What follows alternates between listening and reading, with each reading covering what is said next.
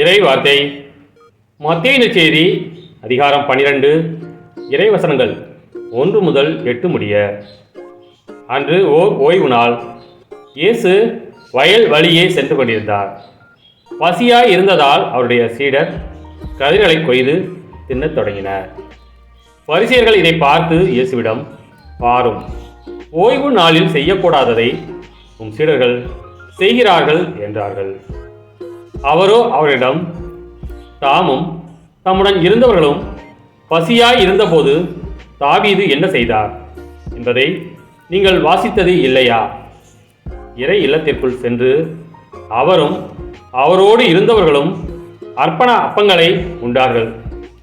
குருக்கள் மட்டுமே உண்ணக்கூடிய அப்பங்களை அவர்கள் உண்டது தவறல்லவா? மேலும் ஓய்வு நாட்களில் குருக்கள் கோவிலில் பணியாற்றுவது ஓய்வு நாளை மீறும் குற்றமாகாது என நீங்கள் திருச்சட்டத்தில் வாசித்தது இல்லையா? ஆனால் கோவிலை விட பெரியவர் இங்கே இருக்கிறார் என நான் உங்களுக்கு சொல்கிறேன்.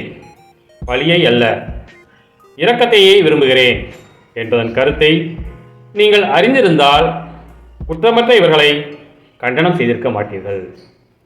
ஆம், ஓய்வு நாளும் மானிட மகனுக்கு கட்டுப்பட்டதே என்றார். கிறிஸ்துவின் நற்செய்தி.